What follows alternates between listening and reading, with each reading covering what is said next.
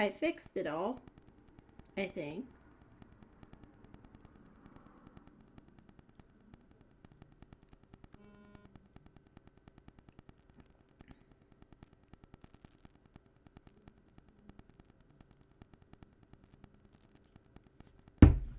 Yeah. Okay, that looks fixed. Hello.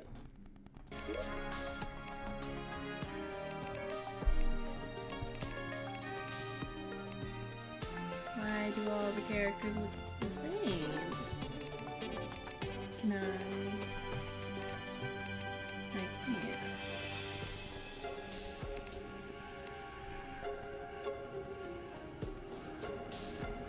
I think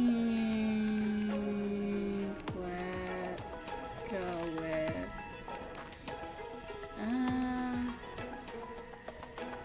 maybe that. Yeah, that looks fine.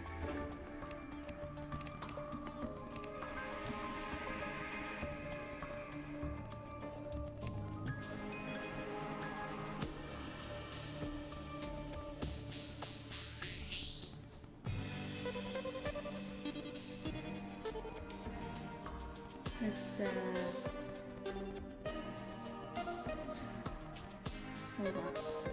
There's music. I'm sorry. Just try to ignore that. Let's edit the hair color.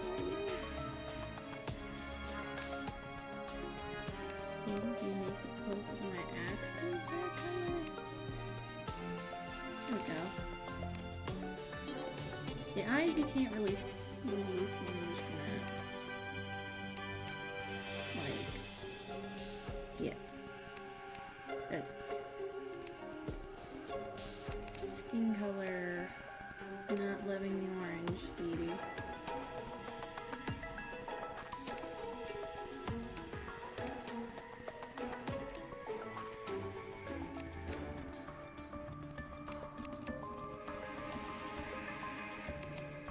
It's looking better.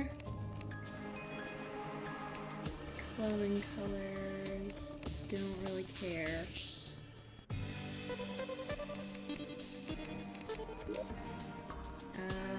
What should my character name be? What do you guys think? Alright, no one's here. Let's go with, my name.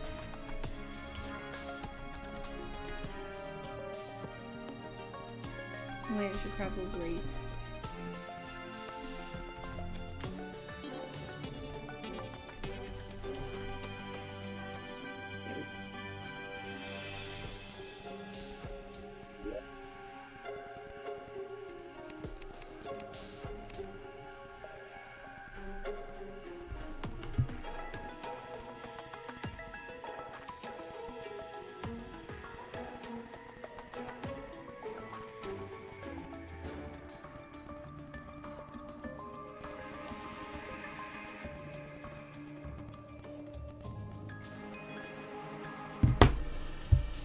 actually gonna do something on the other screen real quick.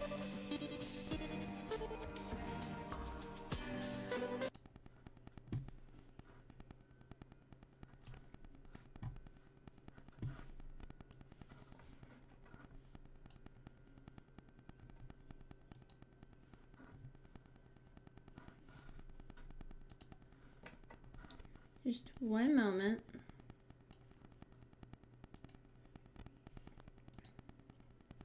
Let's see if I can. Oh, wait, hold on. I don't even have to do that. Haha.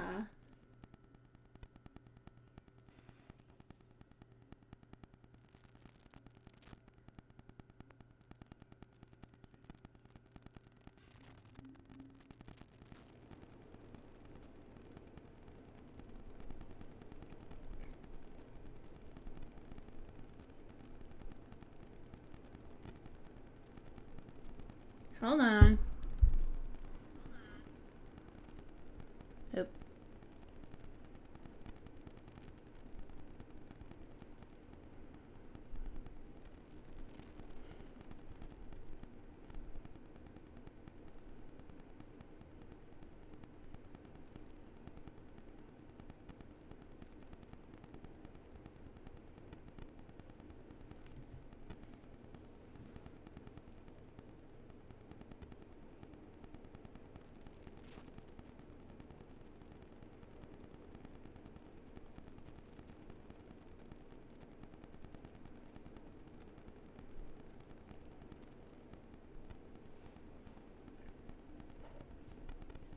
I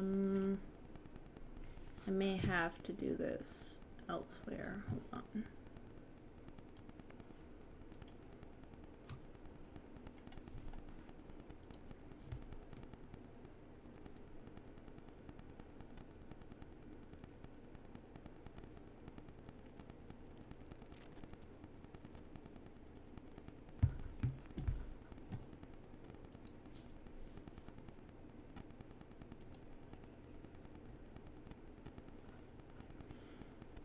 Oh, jeez. Okay, so it's gonna say I'm playing Shantae, but I'm not. I'm not playing Shantae, or Shantae, however the heck you say it. So we'll just have to figure that out later. And we'll just, there. Okay, everything should be good now. Just gotta...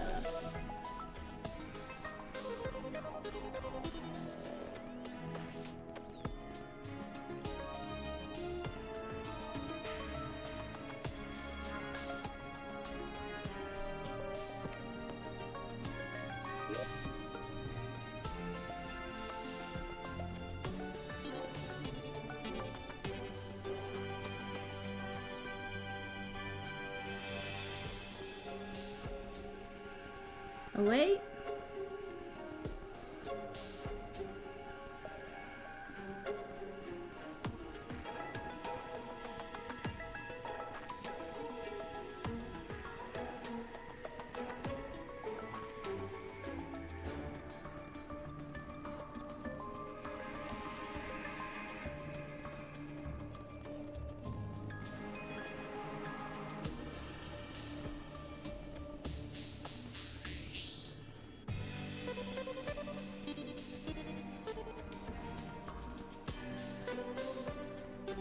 Hooray! I fixed it! I fixed the problem!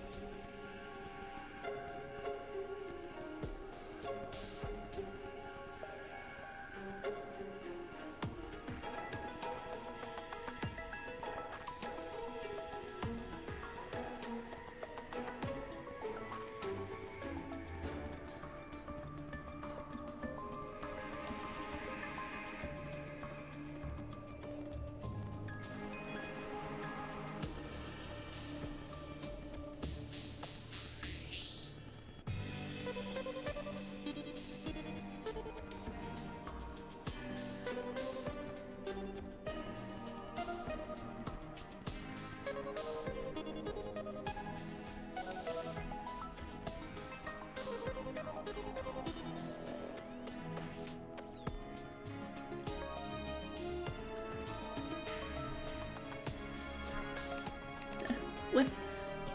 What kind of name is that?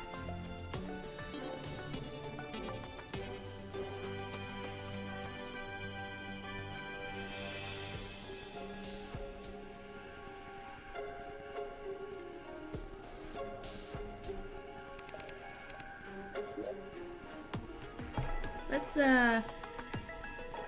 name the world. What do you guys think we should? What do you think we should watch?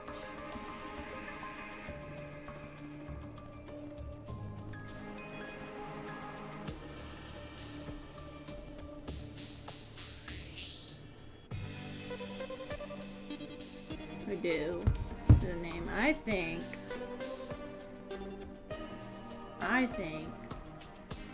we should call it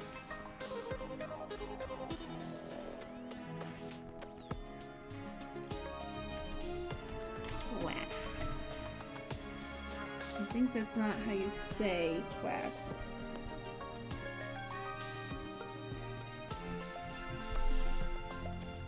Oh, can no one comment in the chat?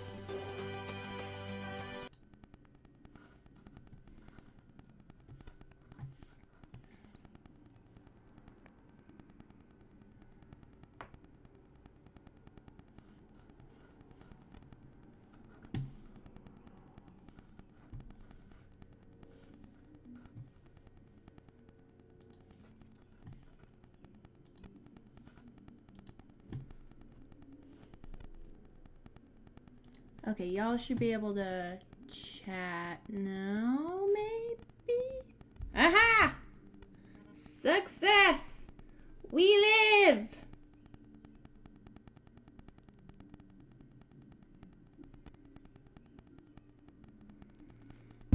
Yes, I am Possum. Hello, Explodo Jones. Is this how you spell quack? I do not know.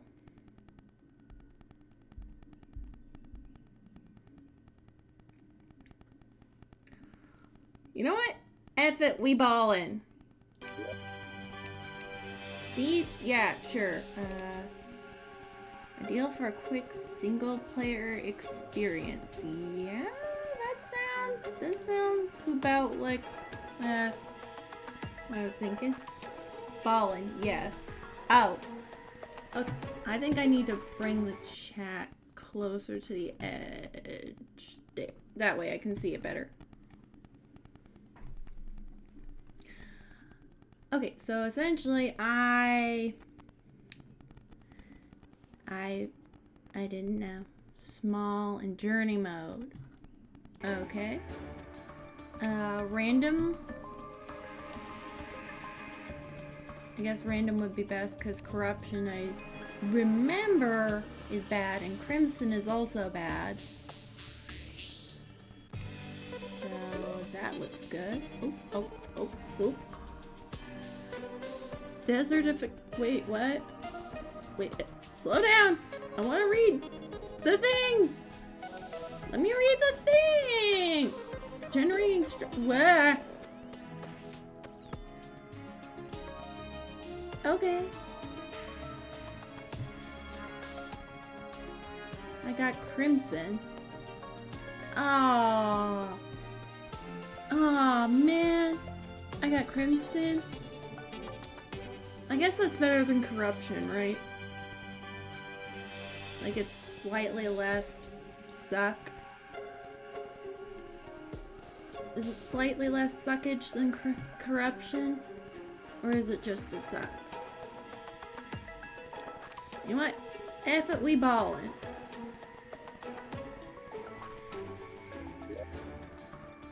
Only journey characters may enter a journey.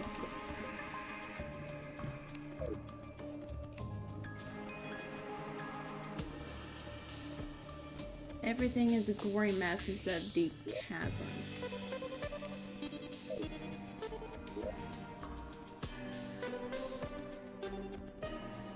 Better chains of items. Okay. How do I start this?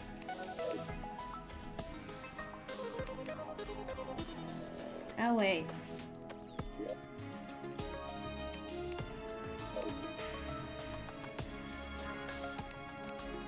I made my character classic instead of journey. That's the problem. It's me. I'm the problem. Okay, let's try that again. Yeah, that one looks fine.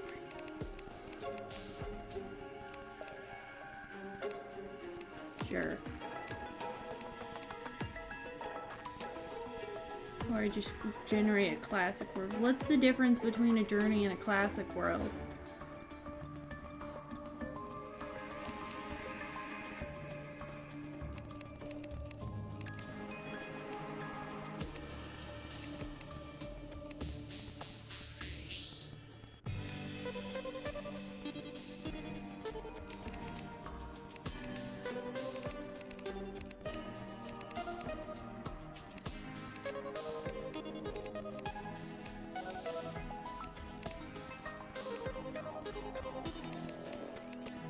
I actually don't like that haircut very much.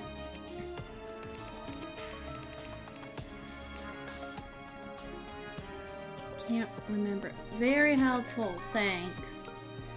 I don't mean to be mean, but come on. I'll make one for Journey, one for Classic, and then I'll make a Classic map as well. We'll start off with a Classic map, I guess, and see how that goes.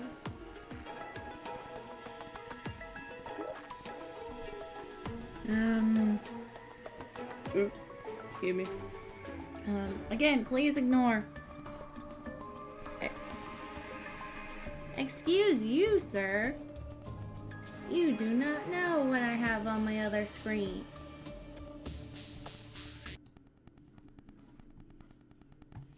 I could have... I can't think of anything right now. But I do have Google on my other screen. And the fact that you know I have another screen is very suspicious, sir.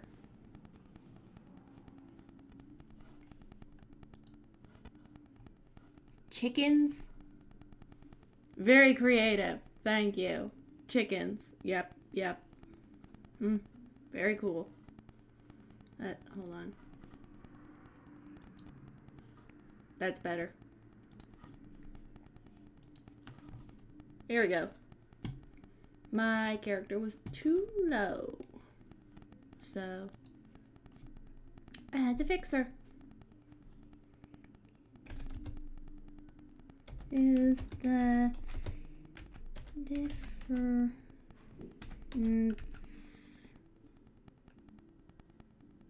Oh, I forgot the N. R-E-N-C-E.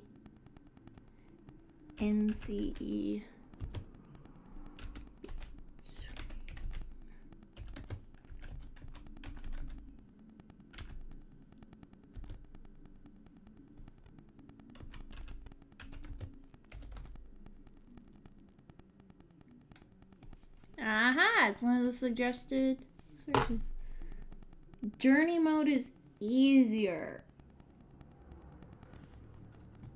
Okay. Alright. Okay, so I think... This is awesome. Thank you. And hello.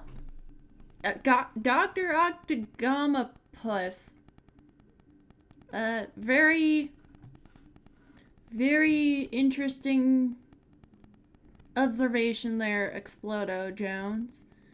And Aaron Jess 76, welcome. This is the stream. Name suggestions for the new character? Actually, let's just make...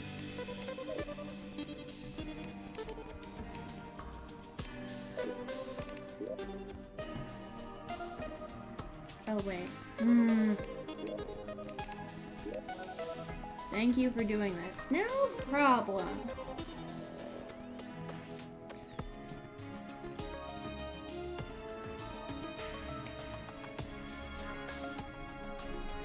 It just seemed like a fun thing to do.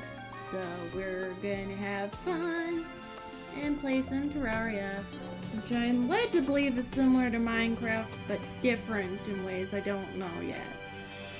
This is a first time playthrough through this, so we hope for the best. We'll just use my name again.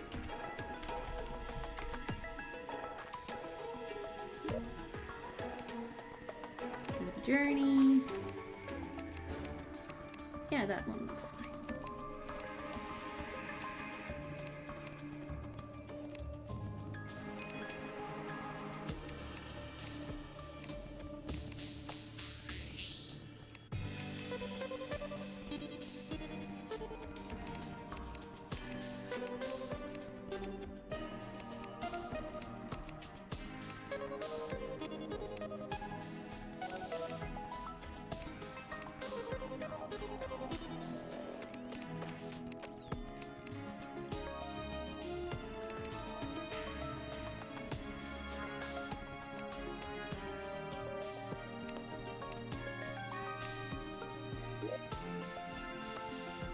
Okay, we've got a new character, basically the same character, but different.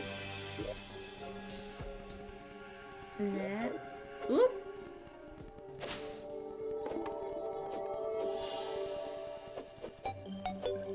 I have no idea what I'm doing. How do I move? Why do I have a bird on my head? Whoa! What did I just do?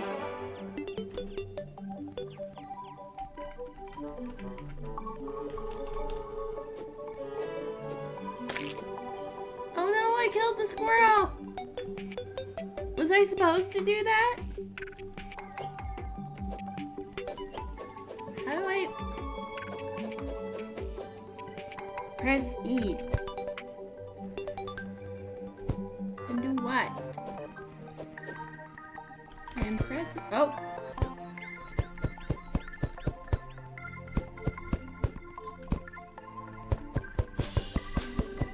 What am I doing?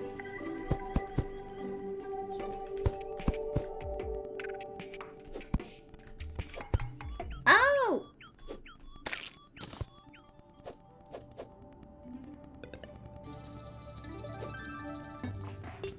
Tab?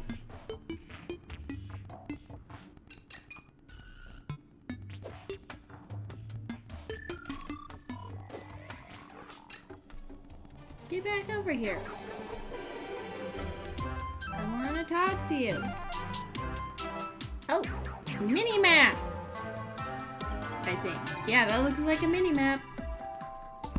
Oh, balloon.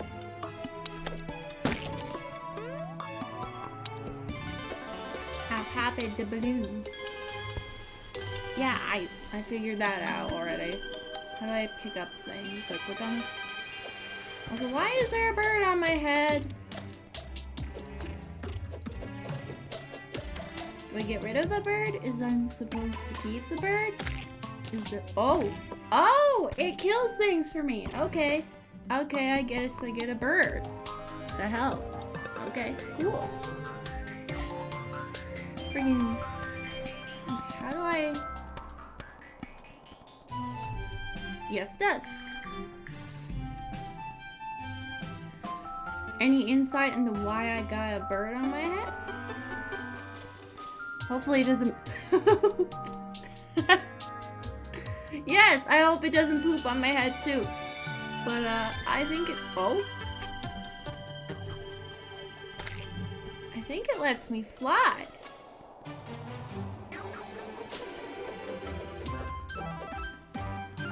And he does... that. Whatever that is. Thank you, birdie. Escape is inventory menu. Yep. I have sword, axe, pickaxe,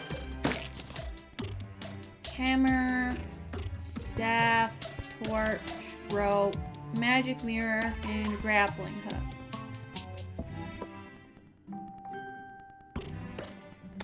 No, it looks like it's inventory. Don't kill the bunny. Bunny's not doing nothing. Right? Candy fish, gel. I guess I want to start mining?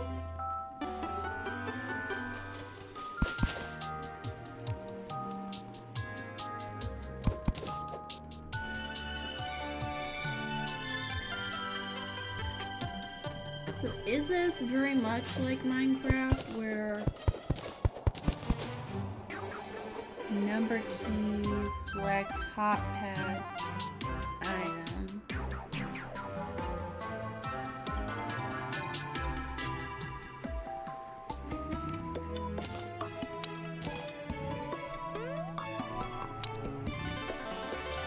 No? Maybe...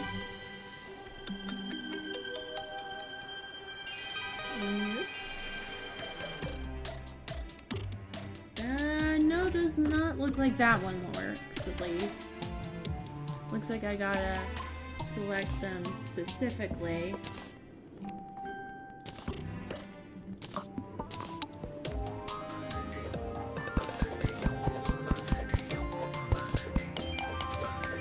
don't.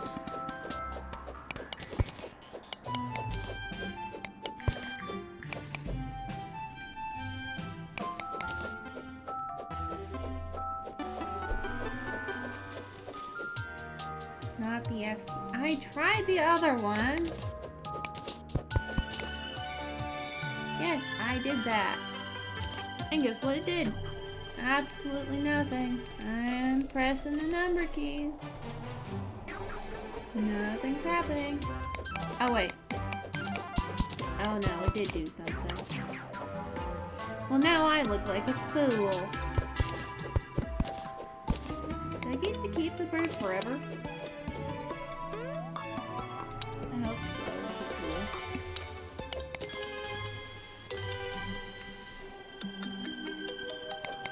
I am clicking on things. Are you not? Hello?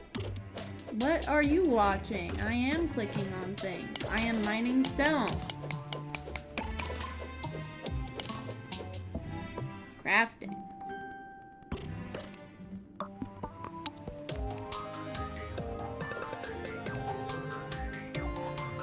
Rope. And copper coins. I think I should make rope.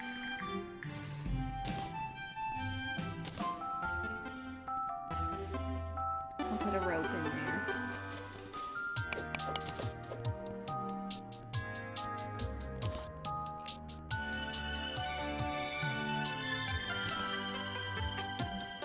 Kill the slime. Thank you.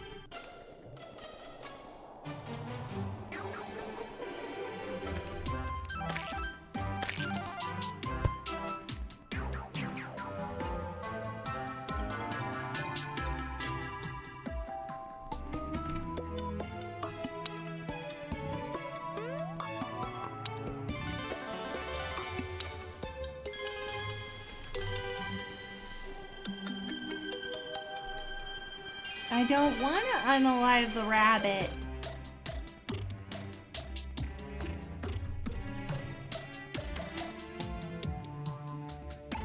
Tools count as weapons. Thank you.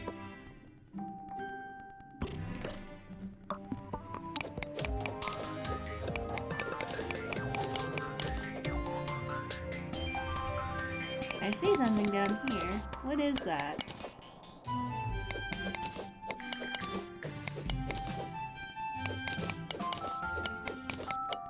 What this?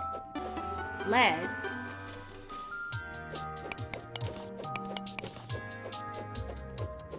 That doesn't sound good.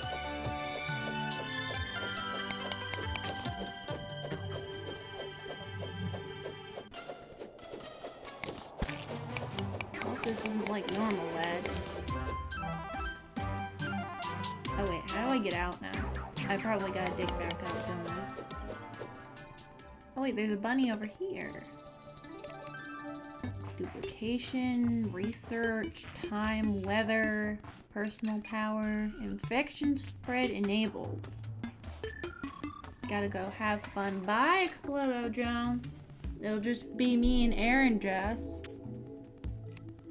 Open enemy difficulty slider. I don't really want there to be infection. Emotes, bestiary. There's a squirrel on my head. Druid with the fluids. Ah, hi there. Why, the clown emoji. I'm not a clown. You can see that. I am a possum. I don't have a tail yet, because it's still growing back. Oh no, I killed the squirrel.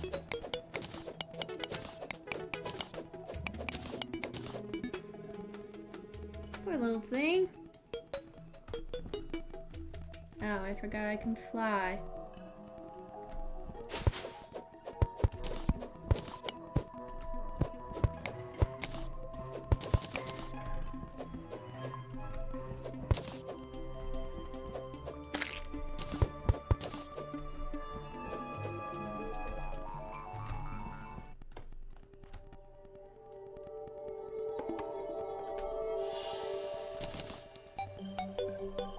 I cannot see what that is. Is that a rat? No possum emoji, sadly. Yeah. So the closest we got is a squirrel. It's so tiny. It looks like a rat or a mouse or something. Well, it looks like it's getting to be nighttime in the game, and I don't think that's good generally.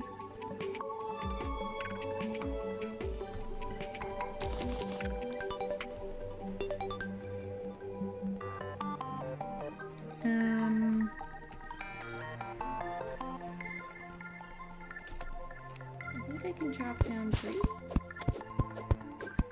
Yeah.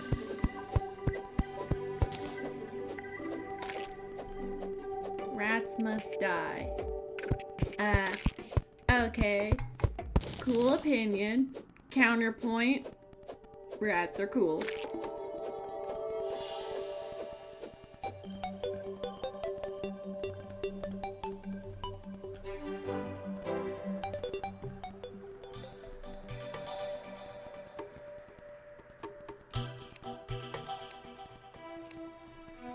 Let's go to crafting.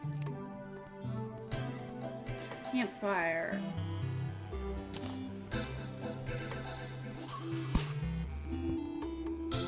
Only hairless rats. Only hairless rats must die, or only hairless rats are cool? Oh, there's an enemy behind me. Thank you, birdie. The bird should have a name. What should the bird's name be? Are awesome. Druid with the fluids. Rat with a knife.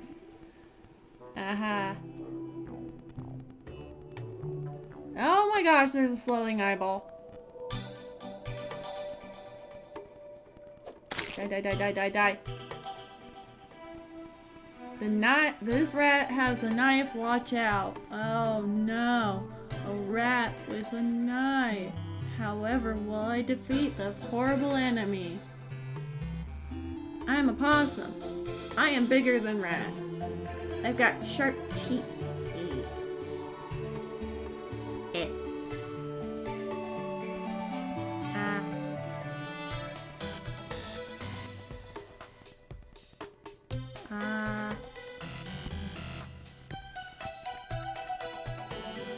I don't know if you could see. With cat.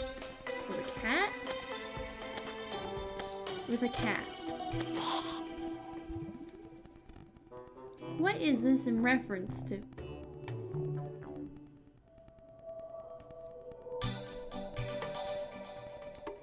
Well, I think I made a pretty decent start. Oop, I accidentally made a critter trap. Over there, see that? It's trapping critters. That was unintentional. Also, me and this little bunny are having a staring contest. Don't go into the campfire! Don't do it!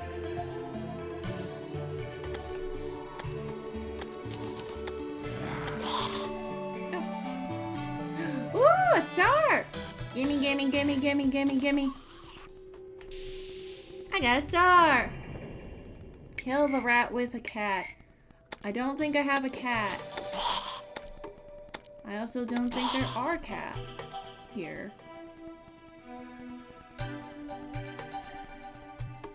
Coins and ammo.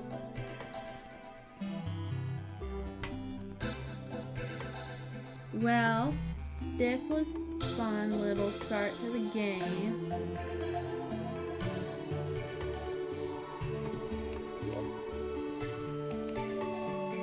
But I think I'm done for the moment.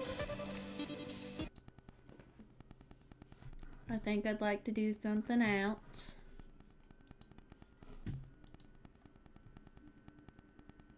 So, how about we do something else?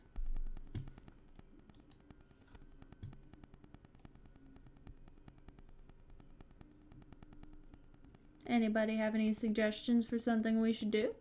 Other than play Terraria? Because it was fun, just... I don't know how to build yet, so I'll have to do the learning off the camera.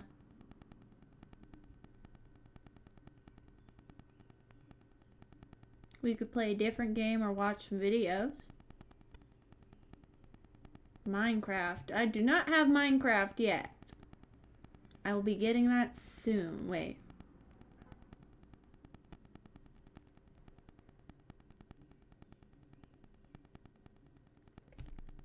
Hold the phone. Oh gosh. What?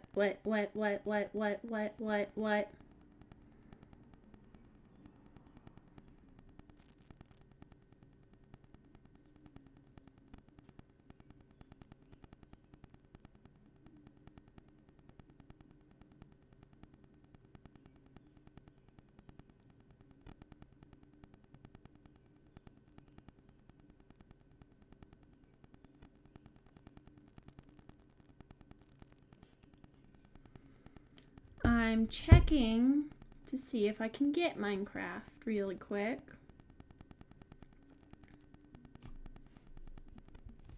We are go! We get Minecraft, boys. Oop.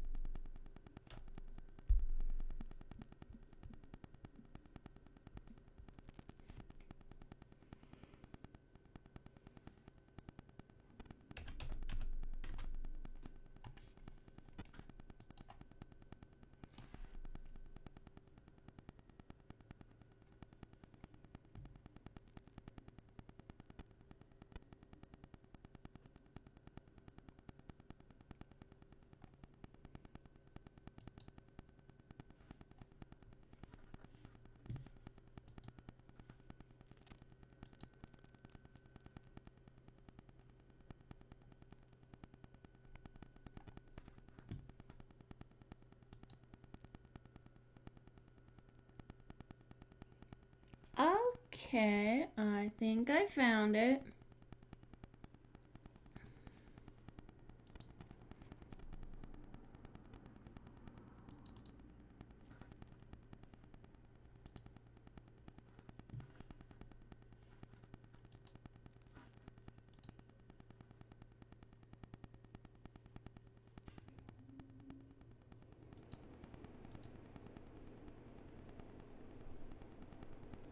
Oh man.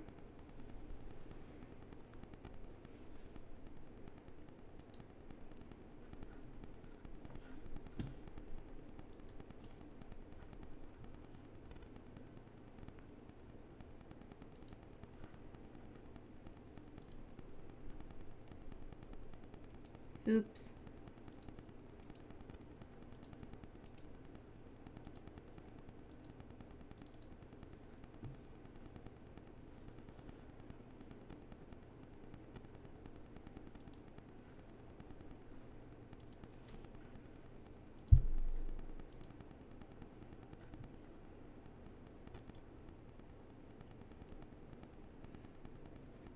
Okay, I think we got it.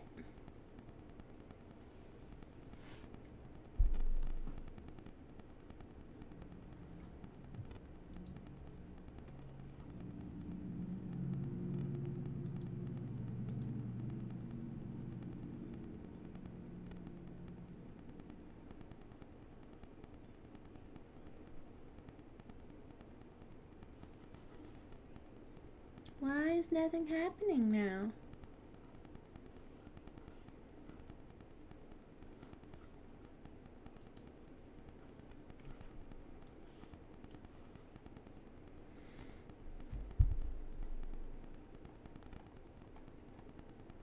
It vanished. Yep, it sure did, didn't it?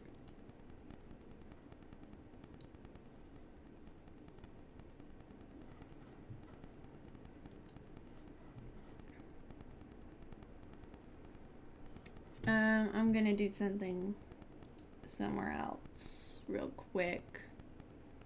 Oh gosh, I hate how jittery I am.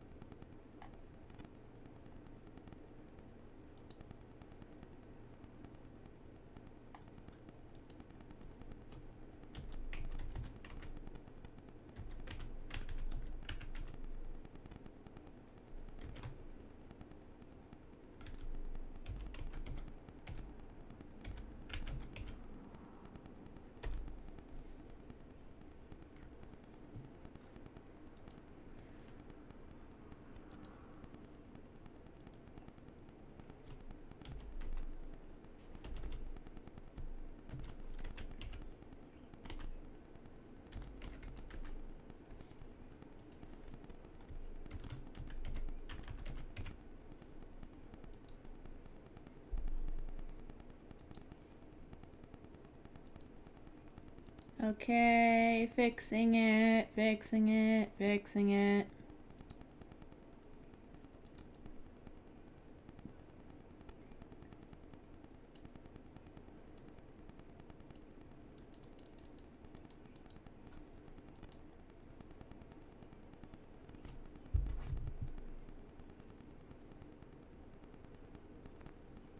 Oh no!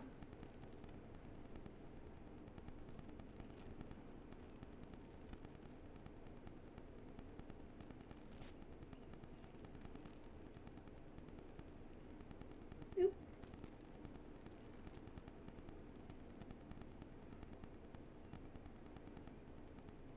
Aw, come on now.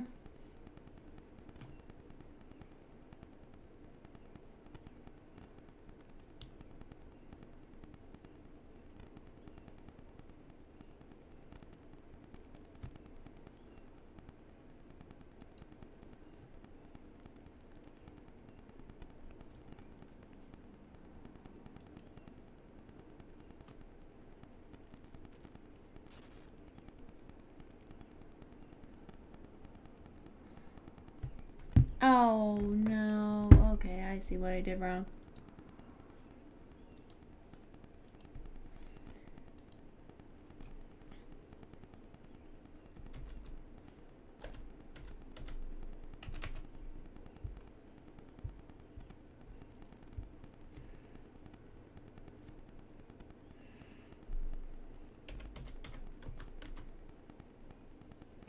I know this isn't what y'all signed up for this, but unfortunately I am very smooth brain.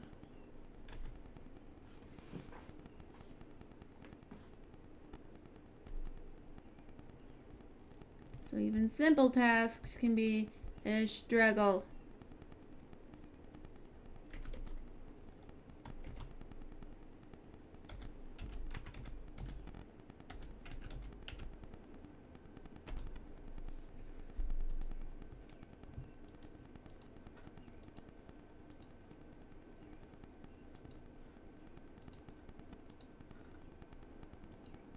Technical issues happen. This isn't a technical issue. This is straight up me failing.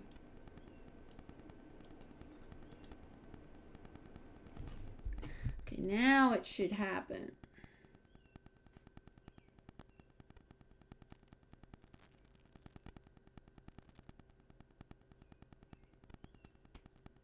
Eventually.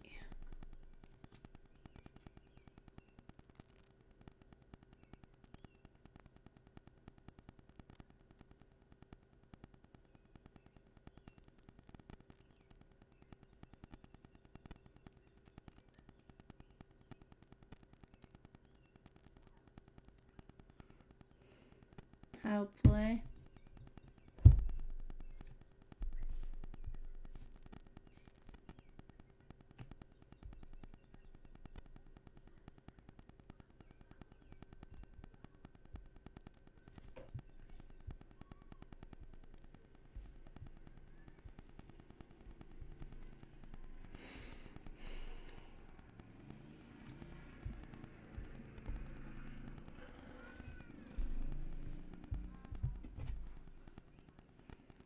Do I have Outlaw Star? Like the show?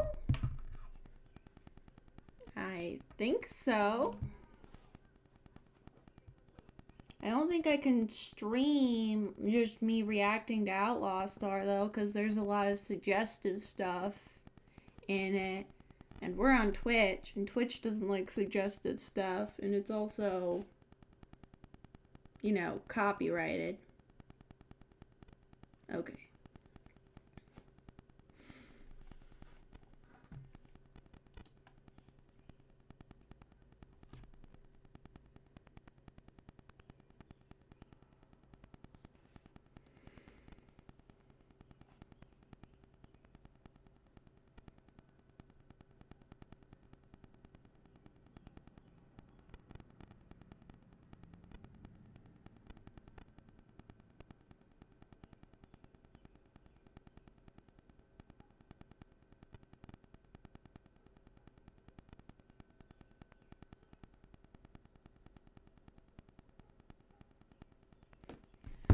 Well, unfortunately,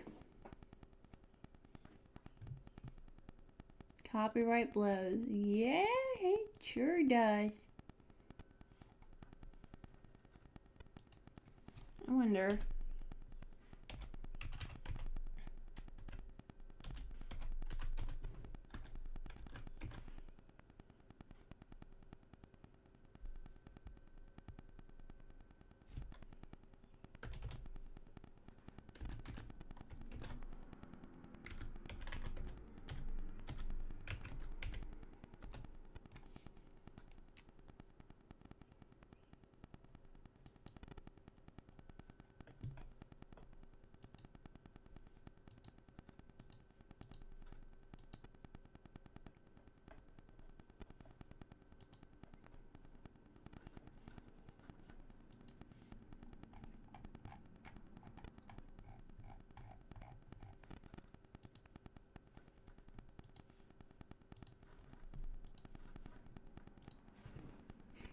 Oh gosh, hi. Hello.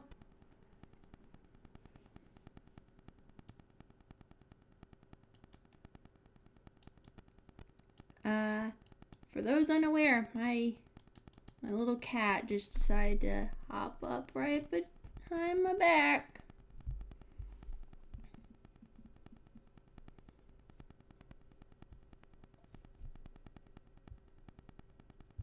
Oh, finally.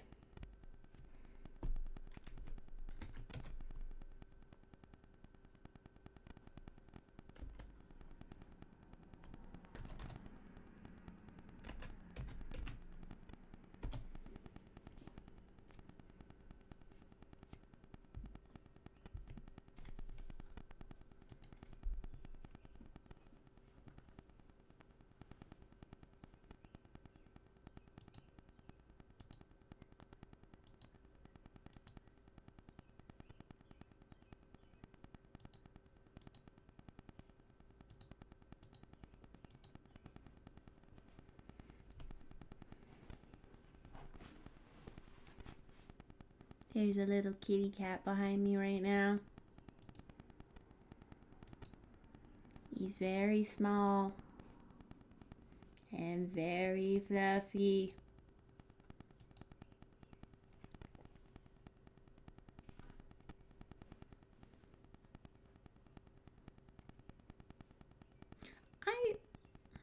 Okay. Tangent. What's its name? Cheeto.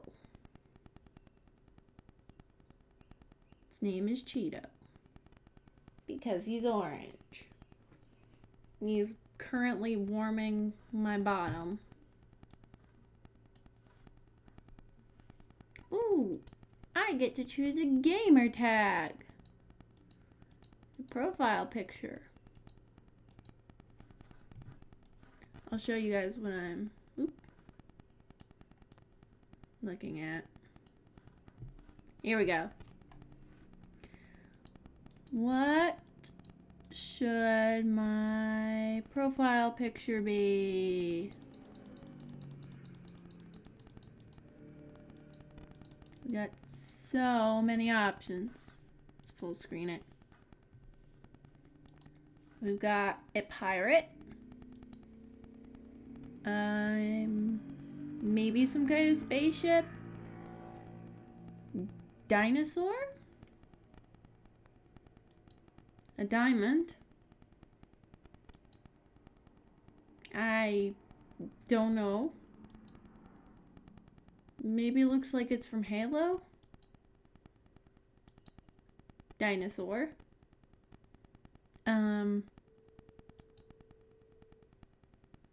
Who's making a phone call?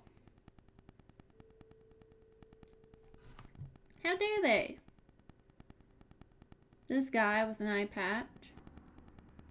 A jet. Enderman. Pig. Sheep. Alex. Villager. Diamond ore. Creeper. Grass block. Steve. Crafting table. Edgy snake. Guy with a funky looking gas mask thing. Some guy from Halo, probably Master Chief, but probably not at the same time. Owl, Scooter, Elder God, Fractal Butterfly, Wizard, creepy snake-like thing, and Pyramid. What should we pick? The funky gas mask.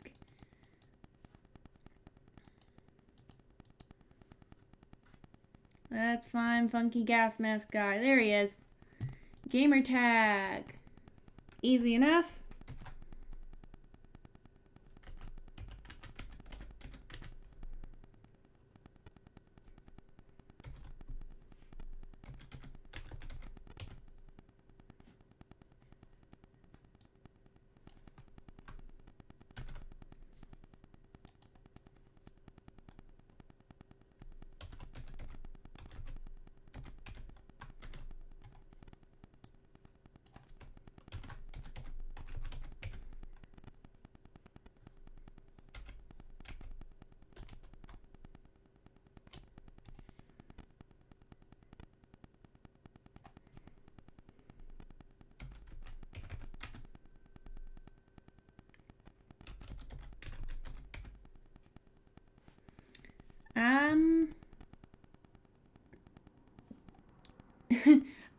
Let's go for best garlic.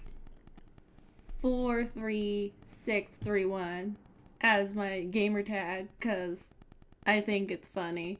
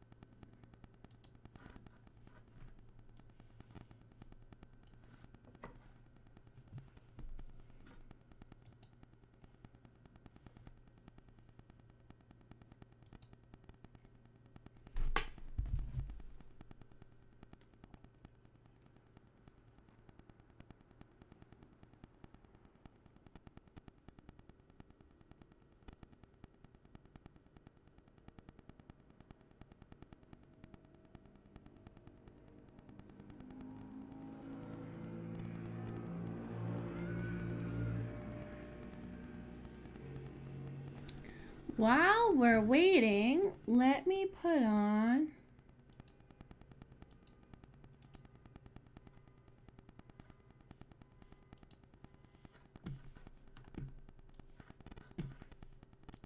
something to watch.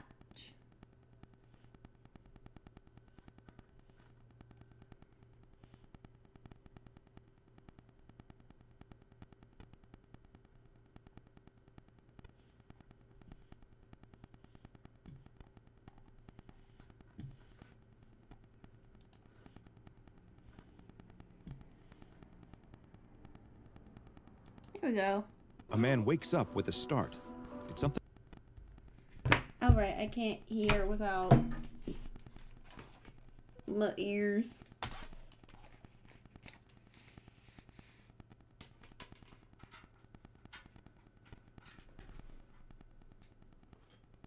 Something just bite him? He looks down at his hand. Something definitely bit him. He can see the red welt already forming. Is it too loud? He looks around for the culprit, but can't find it anywhere. He really hopes he doesn't have loud, bed bugs. I can adjust. That's the last thing he needs right now. He'll have to keep his eyes open for potential pests. He doesn't want this to happen. A couple days passed, though, with no signs of other bugs. It must have just been a random insect that came inside his house to escape the winter cold. Let's the spot on his hand felt a little rough for a day or two, I but now he's pretty much forgotten all about it. Now what he really needs is some coffee before sitting down to another coding session. The man is in his kitchen trying to make a fresh pot of coffee, but finds he's having a hard time. He's not so much making coffee as he is making a mess. He knocks his favorite mug onto the ground, breaking it, and decides that maybe he doesn't need coffee after all. A couple of nights later, as the man is watching TV, he starts to cough. Just a little at first, but then more and more. The coughing fits get longer and deeper too, like they are coming from the very bottom of his lungs. He hopes he isn't coming down with something. He hasn't left the house in days, so how could he have? Can bugs transfer colds? He'll have to look it up later. For now, he needs to do something about this cough. He won't be able to sleep if it keeps up. He needs to go get some medicine. The man gets bundled up and heads out. It's lightly snowing as he walks to the pharmacy, and he can't help but admire the way the moon hangs in the sky, a beautiful beacon of light on this dark winter evening. Inside the pharmacy, he finds the cold medicine section and picks out a cough suppressant. He takes it to the counter and decides to get a few candy bars too. He's developed a real sweet tooth these last few days. The man starts to cough again. It's a good thing he's getting this medicine. Several more days pass, and the man isn't feeling any better. This cough just won't go away. He decides it's finally time to go see a doctor. As he sits in the doctor's office waiting room, he does his best to hold in his coughs, but he has a very hard time. The woman on the other side of the room is coughing too. Strangely, it actually makes him feel a little better. There must just be something going around. A nurse comes into the waiting room and calls his name. The doctor is ready for him. The man is sitting on the bed in the examination room when the doctor enters. He's looking over his medical records and doesn't even look up from his clipboard. He tells the man to take off his shirt so that he can be examined, and the man obliges. "Okay, let's see what the trouble is," the doctor says. He finally looks up at the man and screams. It didn't take long for the SCP Foundation to hear the reports of people's limbs metamorphosing into insectoid appendages, and they knew immediately what they were dealing with. This was another outbreak of the parasitic, limb-transforming insect known as SCP-150. SCP-150 is an obligate parasite, meaning that it requires a host for the completion of its reproductive life cycle. It bears a visual appearance similar to that of Cymathoa exigua, another parasite that eats the tongue of a particular type of fish before replacing the tongue with its own body. SCP-150 engages in similar behavior, though it appears to exclusively affect humans. When a human comes in contact with a small bug-like organism, it will embed itself under its new host's skin. Next, over the course of roughly 7 days, SCP-150 will burrow deep into the host's flesh and begin to cause numerous physiological changes to them. First, and most prominently, SCP-150 will begin a gradual process of altering the limb that is nearest to the original infection site. As SCP-150 burrows deeper and consumes the flesh, it excretes a substance that has the effect of replacing the missing sections of the limb with a hard, chitinous material that resembles one of its own appendages. Beneath the chitin, the excreted substance forms a rudimentary nervous system that gives the host the ability to control the new limb as if it were their own. As it feeds, SCP-150 also secretes several chemicals that contain anesthetic, immunosuppressant, and transplant-rejecting properties that keep the host's body from responding to the changes, or even reacting at all. In fact, the host will often report that their new limb is completely normal and feels stronger and more resilient after the transformation. SCP-150 will continue to feed for approximately 1 to 2 weeks, and as it feeds on the nutrients within its host's body, it will begin to reproduce, creating eggs that it deposits directly into the bloodstream. While the majority of these eggs will die off, enough usually survive to begin colonizing other parts of the host's body, where they will hatch and repeat the process of feeding, reproducing, and spreading more eggs. It is theorized that it is capable of reproducing on its own, meaning that a single instance of SCP-150 is all it takes to create a new colony. Humans infected with SCP-150 will sometimes report slight discomfort and issues with their fine motor skills during this period, but will usually not express any knowledge of what might be causing this. Eventually, SCP-150 eggs will reach the host's lungs, where the process of assimilating continues, this time replacing the lungs themselves. During this process, more eggs will be produced, laid, and then spread out of the body by the host's coughing. As many as 10,000 eggs will be produced during this period, approximately 1% of which will survive being expelled, find another host, and implant themselves. The assimilation process then spreads to the central nervous system, including the spinal cord and brain, but strangely, the host will show no signs that their consciousness or behavior have been affected in any way. In interviews with hosts of SCP-150, those who are unaware that they are infected have not expressed any knowledge of changes happening in or out of their body. When subjects are made aware that they have been infected, they will be able to point out the site of the original infection and agree that a change has taken place, but they seem to have no ill will towards their new chitinous appendages and will often express positive feelings about it. In order to better study the effects of SCP-150 under SCP Foundation control, 2 D-Class personnel, D-13732 and D-016002, were both infected with the parasites, and the assimilation process was allowed to fully progress through all the stages. Following signs that D-016002 was experiencing swelling of the brain, a decompressive craniotomy was performed, a procedure in which a portion of the skull is removed in order to relieve pressure on the brain. This surgery had the added benefit of giving Foundation researchers the chance to look at SCP-150's progress firsthand. But after a flap of her skull was removed, the attending scientists did not find that her brain was swelling. They didn't find her brain at all, but instead observed numerous instances of SCP-150 in the cavity where her brain should be. The D-Class had been partially anesthetized to numb her skull but remained conscious during the procedure, and the scientists asked her several simple questions to which she was perfectly able to answer.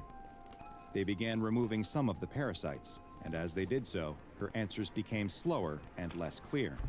It appeared that the SCP-150 instances had not just eaten and replaced her brain, they had become her brain. For the next experiment, they would use the instances of SCP-150 that had been removed from D-13732's nervous system after he had been euthanized following the discovery that his entire nervous system had also been replaced entirely by SCP-150. The parasites taken from his brain cavity were placed into D-016002's, and the results were nothing short of incredible. After observing a period of time where the organisms appeared to move and rearrange themselves within her skull, she regained consciousness. Once awake, not only did her cognitive functions immediately improve, when she was asked to state her name, she told them it was Michael, D-13732's name. It is unknown why SCP-150 engages in this peculiar life cycle, but the danger it poses to humans and the difficulty in keeping it contained has led the SCP Foundation to classify it as Keter. Some of the more erudite researchers have taken to calling the parasite the Ship of Theseus, a play on the philosophical notion that questions whether something that has had all of its parts replaced is still fundamentally the same, or if it has become something new. Perhaps the observation of those infected with SCP-150 can shed some light on this millennia-old question. Infected patients who are being studied are to be kept in Level 3 biohazard containment cells, with never more than 1 infected host per cell. Cultures of SCP-150 adults and eggs are kept in vacuum-sealed glass flasks in the Site-42 Infectious Materials Lab, and the Foundation's standard pathogen handling procedures are required to be followed at all times. Should any instance of SCP-150 be found outside of containment, it is to be immediately incinerated. Tell me if it starts to hurt. the dentist says before reaching into your mouth with a pair of orthodontic pliers and starting to pull your front teeth back into place. Evidently, your screams aren't enough of an indication of the extreme pain you feel because he doesn't stop pulling. After what feels like hours of excruciating oral surgery, you're finally standing outside the dentist's office texting with a friend. "Come on, show me. It can't be that bad," reads the message from your friend. You're nervous to send her a picture, though, since you have a small crush on the girl and you don't want her to see you in this state. But after she asks you again, you decide to take a quick selfie and send it to her anyway. You snap a photo of your mangled mouth and jaw. The mess of wires had to be hastily applied to move your remaining crooked teeth back into place with blobs of fast-hardening epoxy, and the result looks like a low-budget horror movie prosthetic. You send the message and wait. You watch the dots appear that indicate she's writing a response, then watch as they disappear without a reply. You sadly slip the phone back into your pocket and begin walking away. As you make your way home with your head hung in shame, you keep your mouth shut tight. You don't want any passers-by to see what you've become. You decide to detour through the park to avoid any people as much as possible, and as you walk, you decide to stop at a picnic table next to a small pond. You sit at the table and watch the ducks mill about in the water. You have it so lucky, you think.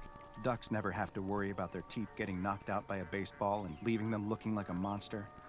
The ducks suddenly all start moving away from your side of the pond, eventually taking flight and leaving completely. You get the sense that they're trying to get away from something, and you turn around, but there's nothing behind you. Oh, it must be me, you think. But then you get the sense that there is something behind you, and turn again. Still though, there's nothing. It's just you, the picnic table, and the empty pond. You turn back to watch the still water, but you can't shake the feeling that there's someone behind you, and turn again. "Hello? Is anyone there?" you ask, but no one answers. You turn back to the pond and you scream in fright at the thing standing before you and fall back off the picnic table. You get up out of the dirt and you don't wait to stick around to see who or what this thing is. Louise. You start to run as fast as you can. I have seen you this immediately video hear it chasing before. after I you. have. Instinctually, you take out your phone and start trying to take pictures of whatever it is that's behind you. You know no one will ever believe you, and you want some evidence of this thing. You manage to snap off a couple of pictures, but you can hear the creature gaining on you. You scream as your mouth begins to ache. Perhaps running this soon after your surgery is causing your damaged teeth to shift, and the pain is intense. It starts to feel like your mouth is full of jagged rocks, but you can feel that it is your teeth pushing out and stabbing into your mouth. You take one last picture before the creature leaps on you, sending you both to the ground, and your phone I don't think we tumbles can into get the dirt. Minecraft today. Early the next morning, a police perimeter has been set up in the park. That. The detective arrives and walks past the traumatized-looking jogger who must have been the one that discovered the grisly scene. An officer guarding the site lifts up the police tape so the detective can enter the crime scene that surrounds a body lying under a white sheet. The detective asks the officer if they've found anything yet. Background the officer hands the detective a plastic bag containing a dirty cell phone. The detective puts on a latex glove and removes the phone from the bag. I will fix them the screen eventually. Is cracked, but it still works. There's numerous messages on the screen that look like they're from someone trying to apologize for not responding sooner, and asking where the phone's owner is and if they're mad at her. The detective opens the phone's camera app and starts looking at the last photos that were taken. It's a strange series of pictures. They seem to all be selfies that a young man was taking as he ran through the park. It almost appears as though there's a figure behind him, but it's hard to tell. There's a foggy white vignette on the pictures that gets worse the further he looks, slowly closing in until the last photo is nothing but a blurred milky white screen. The detective flips the phone over and looks at the lens, which you can see is completely covered in a hard white substance. The detective places the phone back in the evidence bag. So we're just gonna continue watching this. The police officer turns Fortunately, away. He's already seen I will the victim, not get doesn't need to copyright again. struck for this video because hold on, let me pause it. Because these stories are public domain. Public domain. Just like creepypastas. There's no real copyrights on any of these, which is why things like the Slender Man movie were such a big flop. Because, well, that and the movie was just bad. Like, there was no comprehensive plot you could add to a movie like that. But you can't copyright these things because they're in the public domain. So you can't really make money off of them, I think. I think you can technically copyright them, but it's like big no-no. So reacting to these videos is perfectly fine. And I like Dr. Bob the most because he's funny. Reveal a truly shocking sight. The boy's mouth is a mess of teeth. Far, far too many teeth. There are teeth growing out of every part of his gums at horrible angles, filling his mouth and jutting out at painfully odd angles. That's horrible. Who could have done this? What could have done this? Seen this. The local police department may not have had any idea what the state of this victim meant, but the SCP Foundation did, because they had seen the same occurrence dozens of times before. I didn't see the previous thing. In fact, they had seen it happen so many times that they had classified this anomalous entity as SCP-4910. I'm disturbed by this video. But it had already earned a much more ominous nickname within the Foundation. It was known as...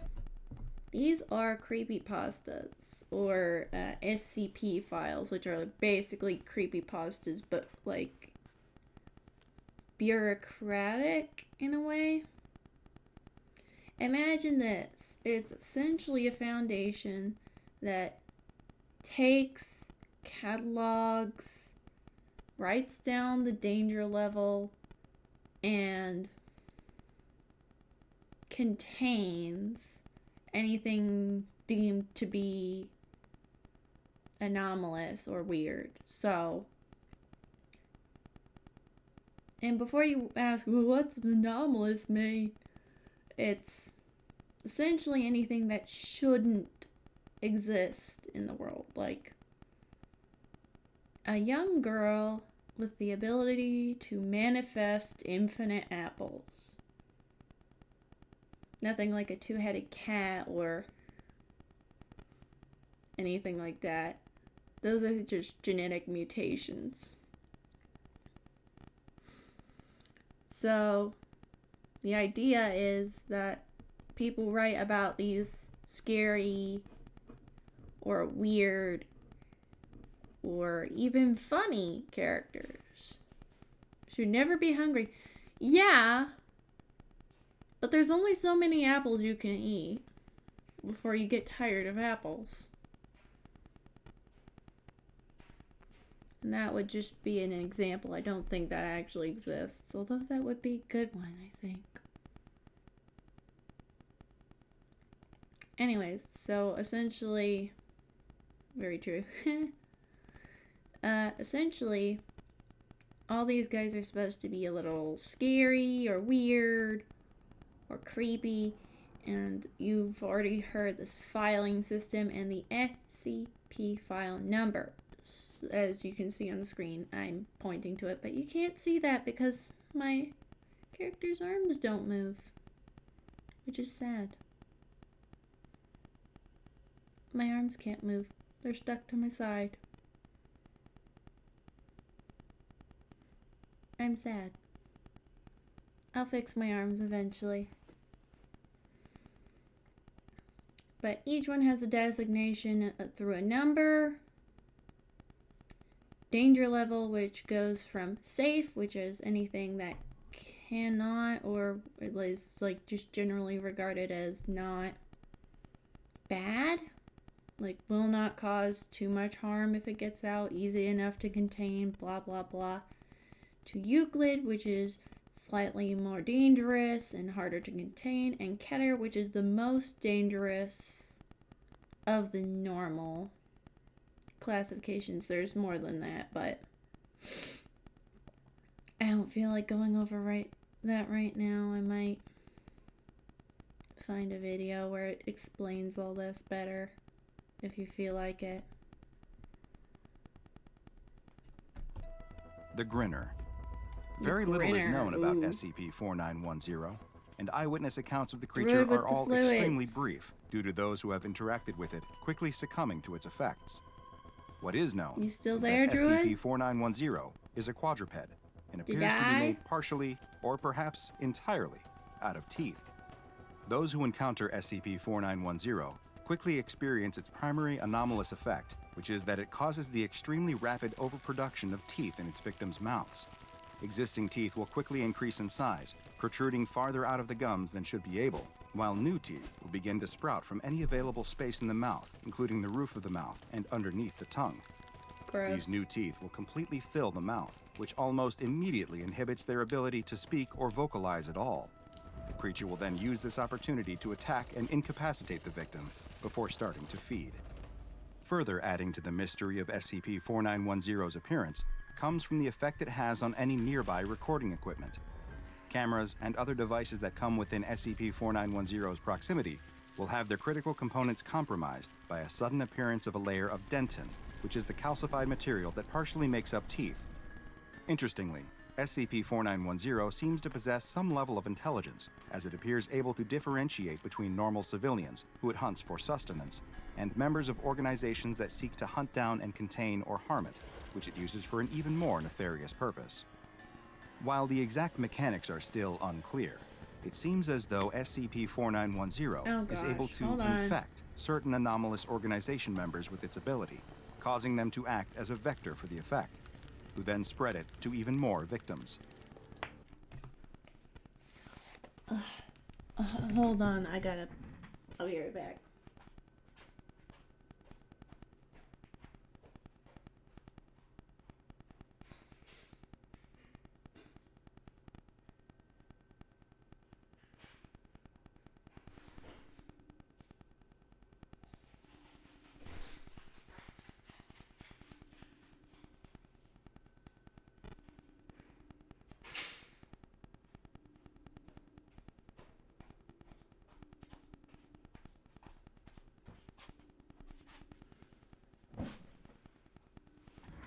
I return.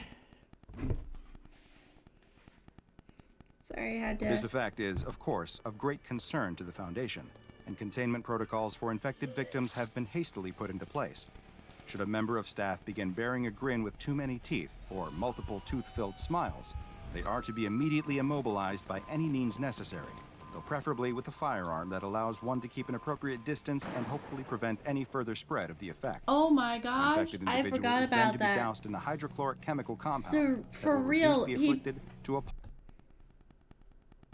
He just got executed behind that lady. He just got executed. Right behind that lady, and she didn't even bat an eye. That moment right there perfectly illustrates the cold, calculating nature of this place.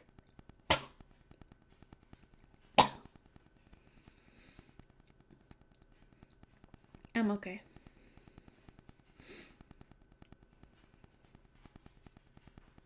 Hush.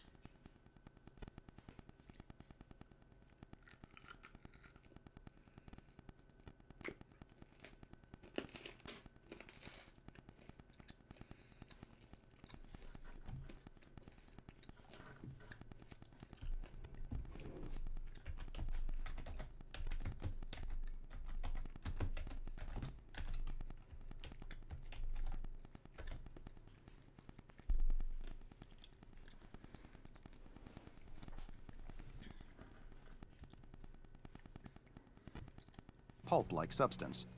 Once this pulp is no longer animate, it can be transferred to the closest incineration site for disposal. Should a member of personnel... Okay, hold up. So, first you execute them. Then you dip them, their whole body,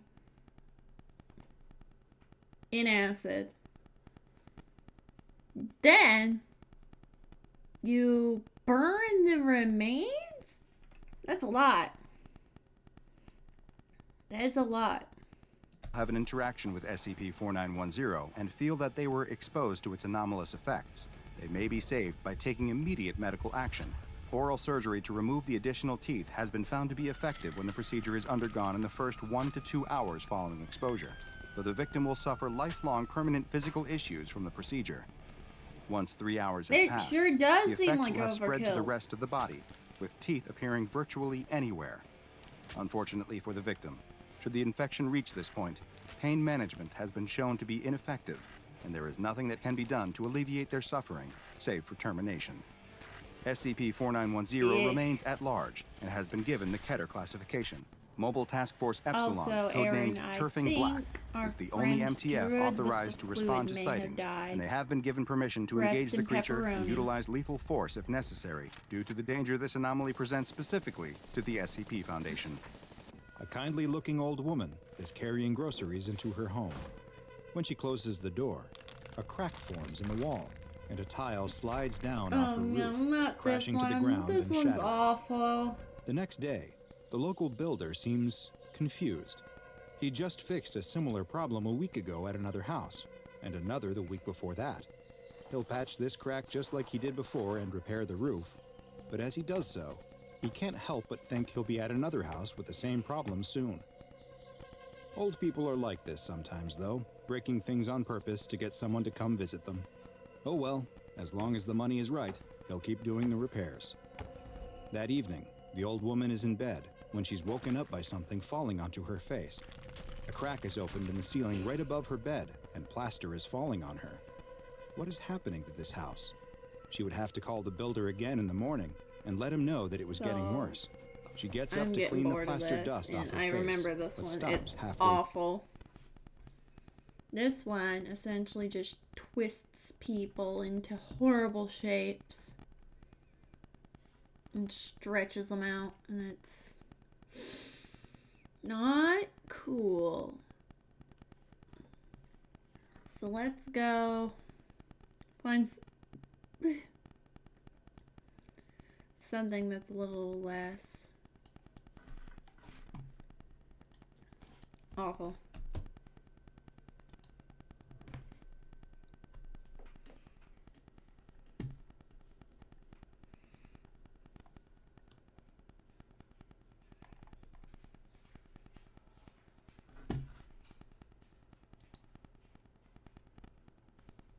So, you stumbled upon or heard about a thing called SCP, and you're wondering what it's all about. Yep. This guide has all the information you need to know about what the SCP Foundation is and what it has to offer you. Think of it as the ultimate primer to the universe, and the wiki as it is and should be seen today. This guide is split up into 3 sections, and they are as follows. Number 1, the basics. An introduction to the SCP Foundation and Wiki, covering the SCP format, object classes, in-universe lore about the Foundation, and important vocabulary, and why it all matters. Number 2, So we're just gonna in-universe elements. watch this This now covers as some an background information and explanation. a lot of commonly used terms that might leave a new reader lost or confused. Number 3, things to read and do. A tour of the entire work? SCP universe. Did what covering work? all modes of writing and different kinds of pieces that you can read. From -J's What are to you talking about, EXs, Explodo? 001 proposals. What you to talking groups about, of Wiz? interest, tales, and canons. There's a lot more than just the SCP series. Did what work? Okay, let's get started. Oh, The no. basics. I never got it to work. Operating clandestine and worldwide, the Foundation operates beyond I tried and tried and tried, but unfortunately for me, government with the task of containing anomalous objects, entities, and for our other viewer, significant threat to global security by there threatening is physical or no psychological harm. hope of getting it to work Introduction. until The later, SCP Foundation is a probably. collaborative writing platform centering around a fictional foundation, a scientific and military organization that seeks So we're to just protect gonna watch humanity videos. and the status quo by locating and containing fix it tomorrow. anomalies, Thank you. objects, life forms, events, locations, concepts, creations, and phenomena that, in one way or Unfortunately, the another, only other violate viewer that natural we law. had, Druid with the On the Fluid, SCP is Wiki, currently authors tell MIA. stories and explore ideas within this urban And all fantasy we've got science is you fiction and universe, Aaron Jess. creating rich pieces of writing that take place in a world where So it's the just anomalous us. exists and how people and organizations interact with them. These articles may showcase the different types of phenomena that might exist in this universe, the SCPs themselves, or tell compelling narratives about life and interactions within the SCP world, tales, canons, and groups of interest formats. The central focus of the SCP Wiki is the SCP file, commonly referred to as just an SCP. It is a set of in-universe technical documentation supposedly compiled by the Foundation in an effort to understand, analyze, Hold on. experiment with, and most importantly, contain the anomaly. The SCP file is, in effect, a form of constrained writing, an immersive way to tell a story about the nature and history of an anomalous object or entity, whether directly or by hinting at some greater idea. Each SCP is given a unique serial number or designation, and on the wiki, you can browse SCPs with designations ranging from 1 to 3,999. They are organized into 4 numerical series. Series 1, SCP-1 through to 999. Series 1 was written from 2007 to 2011. Series 2, SCP-1000 through to SCP-1999. Series 2 was written from 2011 to 2013. Series 3, SCP-2000 through to SCP-2999. Series 3 was written from 2013 to 2017. And Series 4, SCP-3000 through to SCP-3999. This series is still being written, but it started in 2017. The SCP format. An SCP file has a very specific format that, in general, must be strictly adhered to. SCPs are the backbone of the entire franchise. These documents are the set pieces of the universe, showcasing its tone, stories, and possibilities. The basic format of an SCP is as follows. Item number, SCP hyphen, then the number. Object class, then a category name. Special containment procedures, then a detailed summary of all specific means needed to make sure the anomaly is safely contained. Description, then a technically written documentation of all things that the anomaly is, does, and can do. And finally, supplements, optional additional files added onto the base document. Each SCP is given an object class based on the degree of containment difficulty. Here are the primary object classes. Safe. The anomaly can be contained by simply leaving it alone. No special procedures, methods, or events are necessary to keep it from damaging the world. This does not necessarily mean it's not dangerous. A safe class object can be world-threatening if not contained, but it's just really easy. Guys, I think I might have gotten Minecraft. Some notable examples of safe class SCPs are SCP-1981, SCP-2579, SCP-993, SCP-1425, and SCP-3039. All examples will be in the video description. Next, Euclid. The anomaly is inherently unpredictable or requires some amount of special effort to be contained. Maybe they You're are not quite sure relieving what will happen if you leave it alone. It might be a little bit more complex than a safe class entity Is that? object. I don't think or you spelled phenomenon. fluids correctly, Some friend. notable examples of Euclid class SCPs are SCP-3008, SCP-426, SCP-1171, SCP-3001, and SCP-1609. And finally, Keter. These SCPs are really difficult to contain, requiring a huge expenditure of resources or extensively complex containment procedures. The most dangerous of Lol. phenomena are classed as Keter, Why are you often, laughing? but not always, posing an existential threat to humanity, the world, or universal structure itself. Some notable examples of Keter class SCPs are SCP-1739, SCP-231, SCP-2935, SCP-2293, and SCP-3200. In addition, there are a number of esoteric and secondary classes that are used much less than the big three that I just mentioned, but still serve important purposes. Thaumiel. This is a very rare object class only known to the highest levels of the Foundation. In essence, Thaumiel class objects are anti-Keter. They are used in the containment or counteracting of other SCPs. They act as powerful tools to be used by the Foundation, which normally rarely uses anomalies. Some notable examples of Thaumiel class SCPs are SCP-2000, SCP-2003, SCP-3000, SCP-179, and SCP-3031.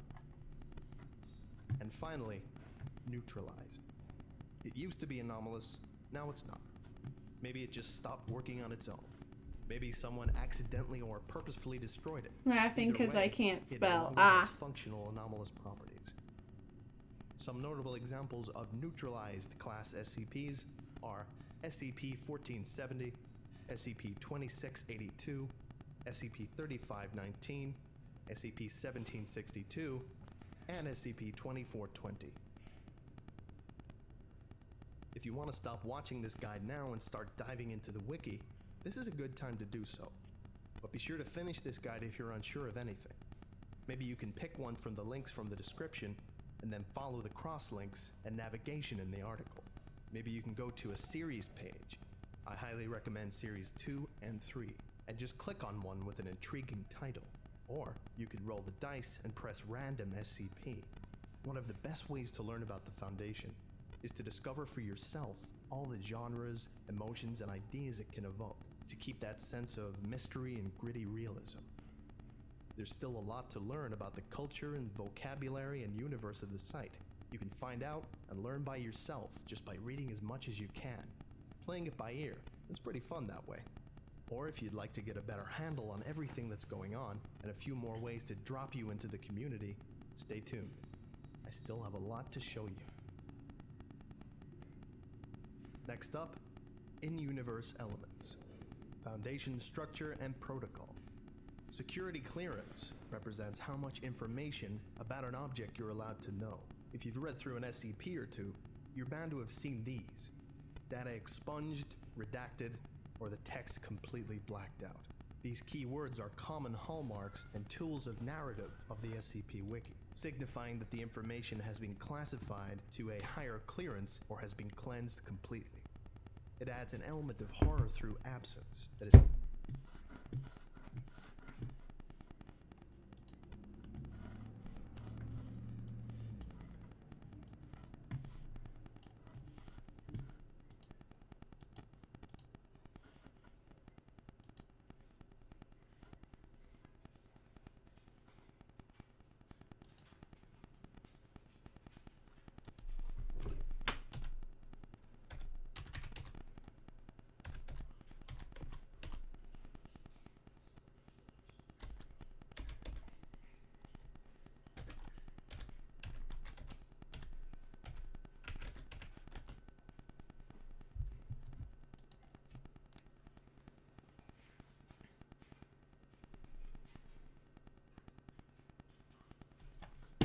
Oh wait, hold on.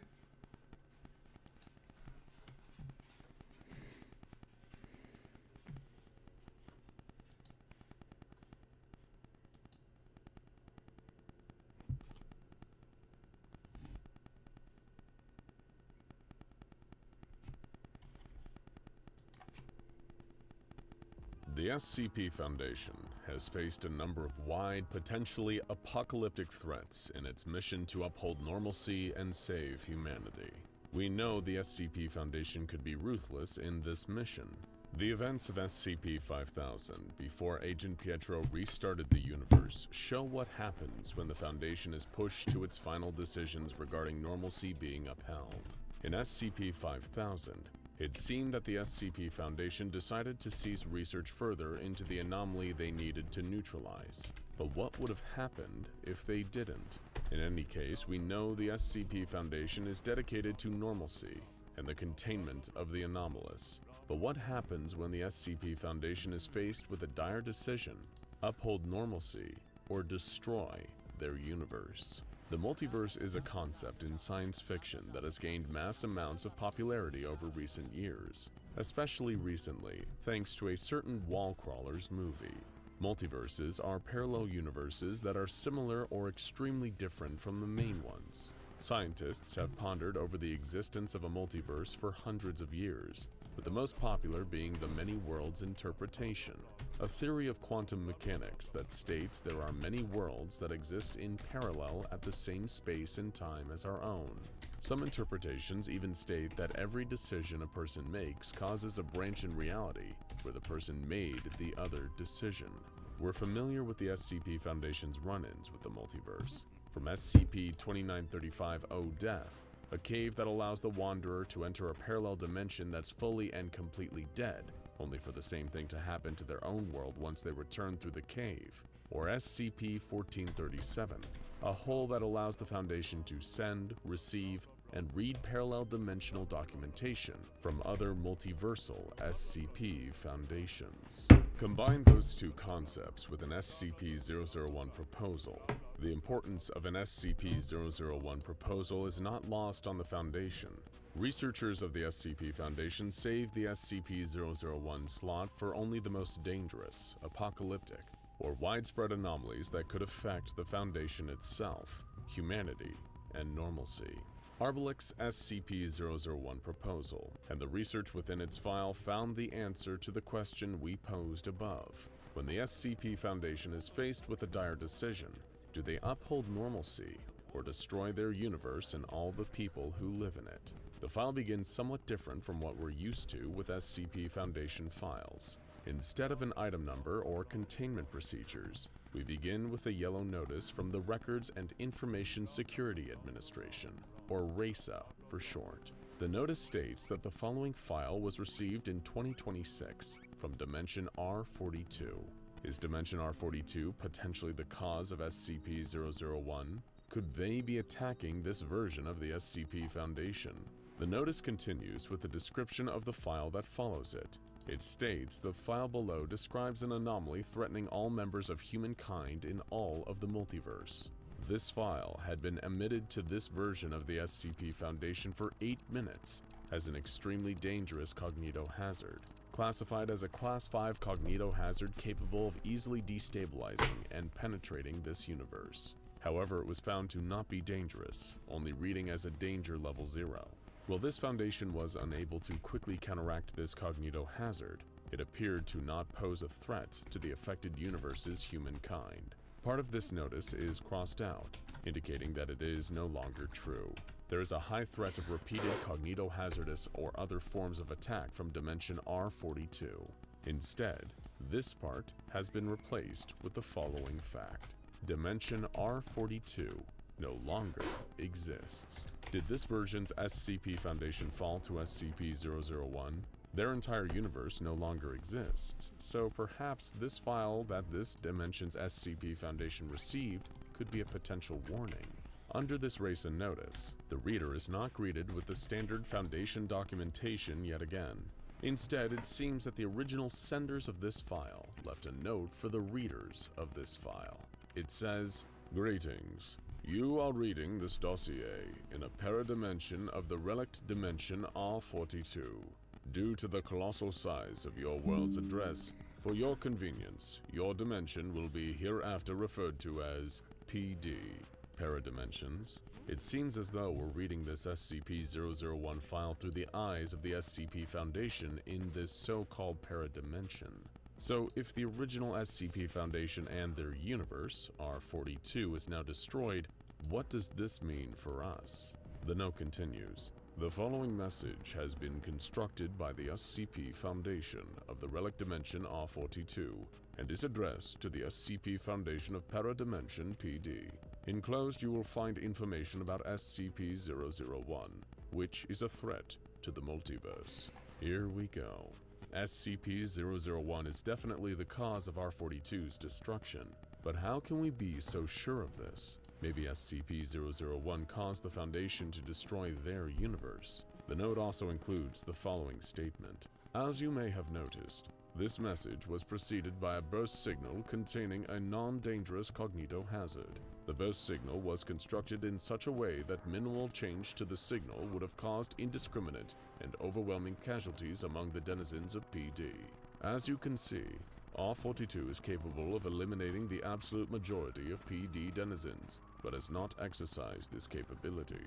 In the context above, We ask you to consider this action not as an act of aggression, but as a demonstration of the fact that R42 has no pretension for conquest or other forms of aggression towards PD. Take the following information in earnest. Well, at least this version of the SCP Foundation is being somewhat friendly with the paradimension. If R42's SCP Foundation needs to quell this multiversal threat though, why are they leaving it up to an SCP Foundation that may not be so inclined? The SCP-001 file begins with the object class. This anomaly is of the joint class of Paradox Apollyon. We know from SCP-001 When Day Breaks, or SCP-3999, that Apollyon-class anomalies are extremely dangerous, posing an immediate and almost unstoppable threat to normalcy, the SCP Foundation, all of humanity, or even the universe itself. The paradox part is interesting. What exactly is paradoxical about an Apollyon-class anomaly? A footnote explains this for us. This anomaly's distinguishing feature is that, in order to eliminate the anomaly that will inevitably eliminate mankind, it is imperative to eliminate mankind, or release another K-class event. Oh boy. It seems that the SCP Foundation of R42 was not eliminated by SCP-001. They eliminated themselves to contain SCP-001. Is this paradimension faced with this decision now? The containment procedures of the SCP file continue on this note. The only way to contain SCP-001 and prevent a ZK-class cross-reality failure event is the annihilation of humankind. K-class scenarios are not a concept used lightly by the SCP Foundation. We're familiar with the Omega K-class scenario when we are completely rid of death, or XK-class end-of-the-world scenarios, so we know the danger these anomalies hold to humankind, normalcy, and the world. The SCP Foundation will do anything to prevent these scenarios from occurring, apparently even including the elimination of all humankind or entire universes. The description goes more in depth on the SCP-001 anomaly. SCP-001 consists of all living members of the Homo sapiens species living within Dimension R42 and the Paradimension, or PD for short. It seems as though this anomaly was created out of a mistake from Dimension R42 and PD. As the description states, the anomaly first came into existence and developed in the relic dimension R42, and later activated in PD by accident. How could this have happened? Are these dimensions linked much more closely than we first thought? Let's continue with the description to find more information. Scarily, this portion of the description contains a note that states that unchecked growth of SCP-001 will cause the annihilation of the entire multiverse. The SCP Foundations of Dimension R42 and PD are not met with this decision, as now the entire multiverse is at risk. The R42 SCP Foundation has done immense research on the topic of the multiverse of their universe. After the Big Bang, a finite number of universes were created, only 57 to be exact. However, only one dimension was able to form humanity, Dimension R42, and it's unknown why this happened. But all we know is that with the destruction of R42 and the potential annihilation of PD, humanity will cease to exist in the multiverse. The danger of SCP-001 is that it has the anomalous capability for wide-scale replication of paradimensions. We are reading this article from one of these paradimensions, so this SCP Foundation is technically an anomaly that must contain itself. A paradimension is defined as a parallel reality that has an extremely small deviation from its parent dimension. In this case, PD is a paradimension of R42. It seems that these paradimensions form as a result of human decision-making.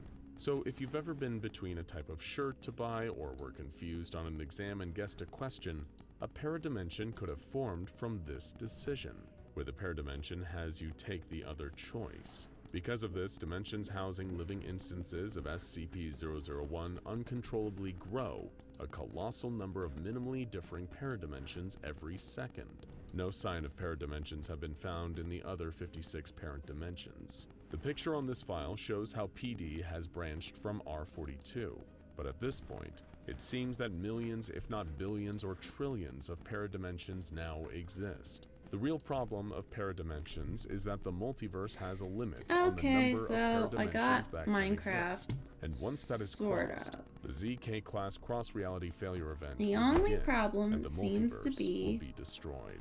The R42 I Dimensions can't get it SCP to run. Foundation has also discovered that once humankind emerges in the paradimension, they can begin to have paradimensions themselves. The ZK class Oh my cross-reality gosh, failure I'm so event can be tired. expected to begin between 4 to 2 months Okay, from the PD receiving I'm this getting message. tired. To summarize, SCP-001 So- is human. We're gonna stop the stream here.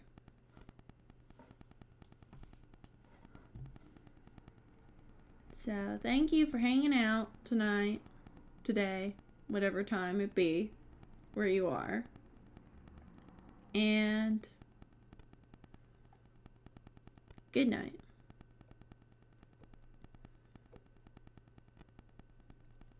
Anyways, thanks for hanging out. I gotta go play Possum for a little while. Good night, everybody.